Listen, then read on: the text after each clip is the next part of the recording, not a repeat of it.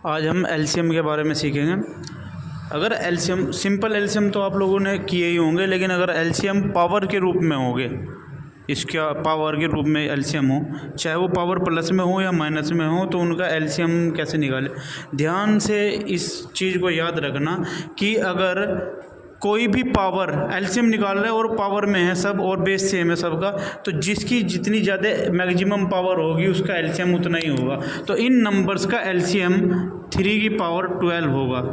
बिल्कुल सिंपल है ये कि जितनी ज़्यादा पावर होगी उतना ही होगा। इसी तरह हम इस एग्जाम्पल के तौर पे इस क्वेश्चन को अगर देखें तो इसमें माइनस में है पावर, और माइनस का मतलब होता है पावर डिनोमिनेटर में है। अगर हम इसे सही करके लिखें तो ये पावर ऐसे है 5 की पावर 7, 5 की पावर 8 एंड 5 की पावर 15। और ये डिनोमिनेटर में आने के कारण इनमें जो पावर सबसे छोटी है वो सबसे बड़ी मानी जाएगी। तो इसका एलसीएम होगा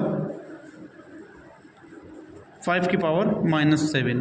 अगर आपको इस रूप में कोई क्वेश्चन आ जाए, अगर प्लस में है पावर तो जो मैक्सिमम पावर होगी वही एलसीएम होगा, और अगर माइनस में है पावर तो जो मिनिमम पावर होगी वही एलसीएम होगा।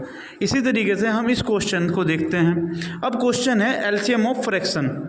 अगर हम एलसीएम फ्रैक्शन का एलसीएम निकालना है, जैसे ये दो फ्रैक्शन है, इनका हमें एलसीएम निकालना है, तो उनके लिए हमें ये वाला फॉर्मूला यूज करना है। LCM of fraction is equal to LCM of numerator upon HCF of denominator. यानी न्यूमरेटर का एलसीएम निकालना है। न्यूमरेटर क्या होता है ये हमें पता है, न्यूमरेटर ऊपर वाले को बोलते हैं और डिनोमिनेटर नीचे वालों को बोलते हैं। तो इस फॉर्मूले के अकॉर्डिंग एलसीएम ऑफ न्यूमरेटर में क्या है 3 और 2 है, तो हम इनका क्या निकाल लेंगे, एलसीएम निकाल लेंगे। अब 3 और 2 का एलसीएम तो सिंपल है, 3 × 2 हो जाएगा, 6 आ जाएगा।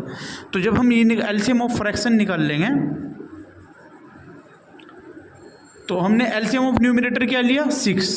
अब नीचे क्या है एचसीएफ ऑफ डिनोमिनेटर, इन दोनों का एचसीएफ निकाल लेंगे। 5 और 12 का एचसीएफ 1 होगा, क्योंकि ये कोई भी इनमें कॉमन मल्टीपल नहीं है, तो यहाँ 1 आ जाएगा। तो एलसीएम ऑफ फ्रैक्शन हो जाएगा 6।